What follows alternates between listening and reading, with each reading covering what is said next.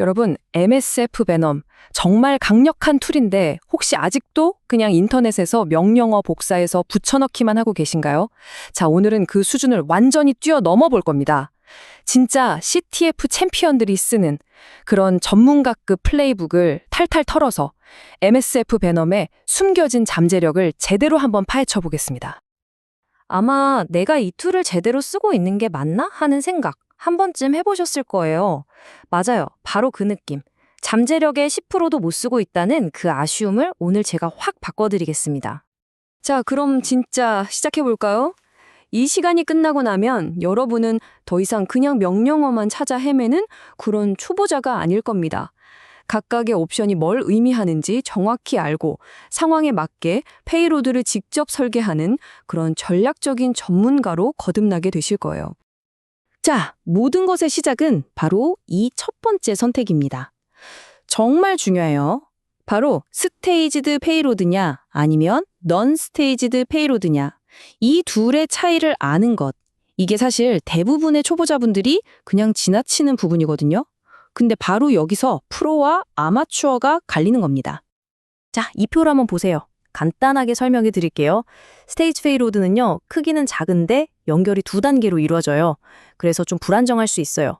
비유하자면 작은 정찰병을 먼저 보내서 길을 트고 그 다음에 본대가 들어오는 식이죠. 근데 넌 스테이지드는 뭐냐? 처음부터 완전체, 풀 패키지로 한 방에 보내는 거예요. 당연히 크기는 좀 크겠죠.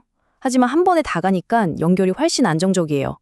CTF처럼 시간이 생명인 곳에서는 이 안정성이 그냥 전부라고 보시면 됩니다. 그럼 이걸 어떻게 구분하느냐? 진짜 쉬워요. 페이로드 이름만 보면 됩니다. 이름 중간에 슬래시가 있죠? 윈도우즈 슬래시 미터프리터 슬래시 리버스 TCP처럼요.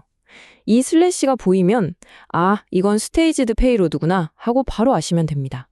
작고 빠르지만 연결이 끊길 수도 있다는 거 꼭 기억하세요. 자, 그런데 이걸 보세요. 슬래시 대신에 언더스코어가 있죠. 윈도우스 슬래시 메터프레터 언더스코어 리버스 TCP. 바로 이겁니다. 이 작디 작은 문자 하나가 모든 걸 바꿔요. 이게 바로 우리가 써야 할 크고 안정적인 non-staged paymode라는 뜻이에요. 슬래시냐? 언더스코어냐? 정말 이 작은 차이 하나가 CTF의 성패를 좌우할 수 있습니다. 그러니까 결론은 아주 명확하죠. CTF처럼 1분 1초가 급하고 또 네트워크 환경이 어떻게 될지 모르는 곳에서는요, 고민할 필요가 없습니다. 무조건 언더스코어, 즉 non-staged payload를 선택하는 것. 이게 바로 프로들의 방식입니다. 좋습니다. 이제 우리에겐 가장 안정적인 페이로드라는 무기가 생겼어요. 그런데 아무리 좋은 무기라도 적에게 들키면 그냥 끝이죠. 그쵸? 그래서 이제 두 번째 단계로 넘어갑니다. 바로 상대의 방어 시스템을 교묘하게 피하는 회피의 기술입니다.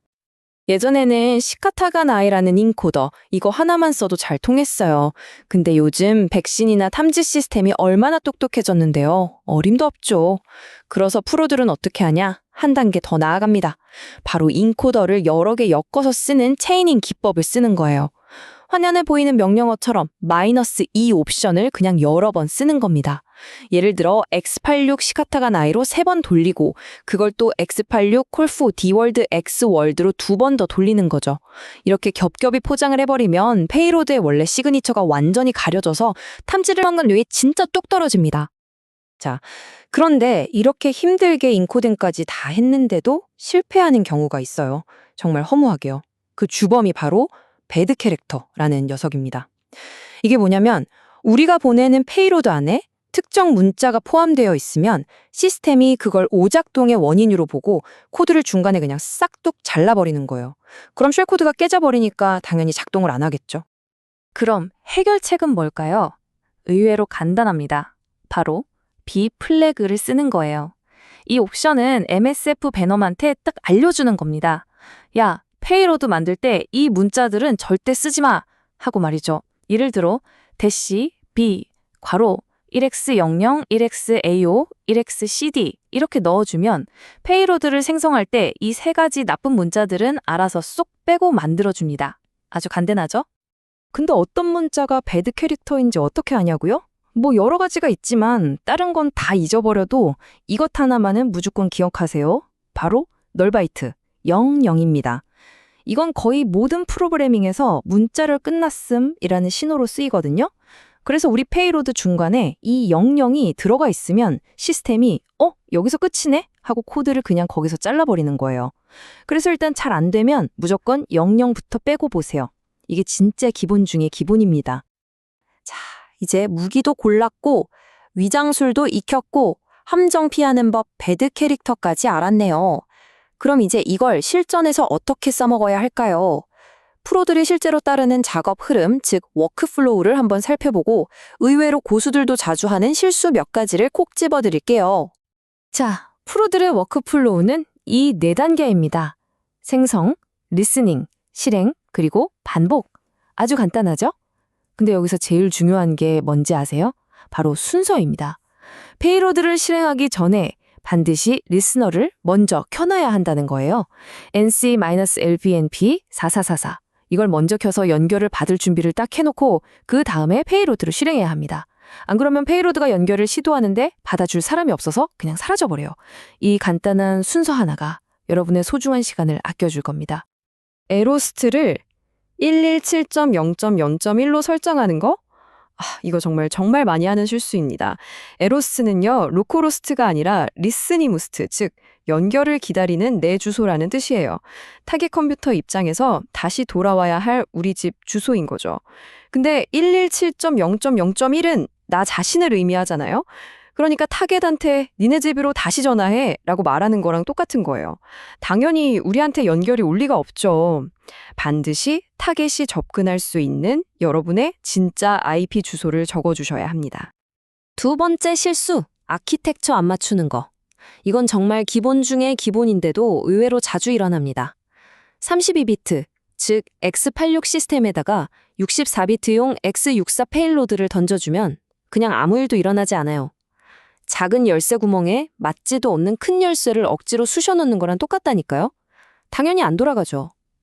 공격하기 전에 타겟 시스템이 32비트인지 64비트인지 확인하는 거 절대 잊지 마세요. 자, 이건 진짜 프로팁입니다.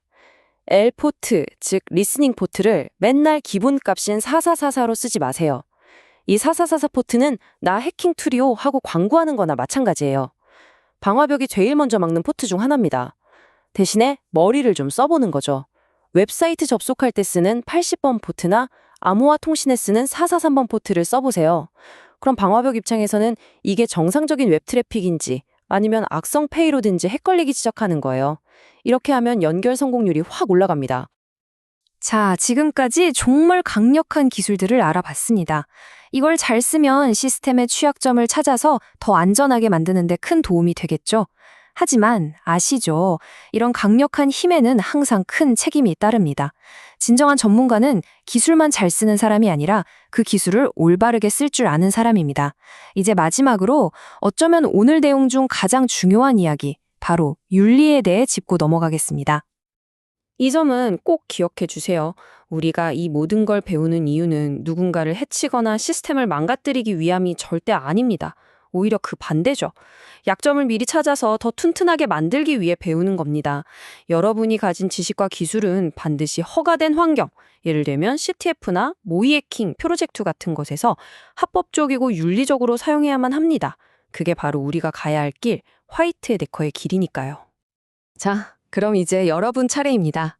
오늘 배운 것들 정말 많았죠? 이 중에서 이건 다음 CTF에서 꼭 한번 써먹어 봐야겠다 하는 기술이 있다면 어떤 건가요? 안정성을 위한 넌스테이지드 페이로드? 아니면 탐지를 피하는 인코더 체이닝?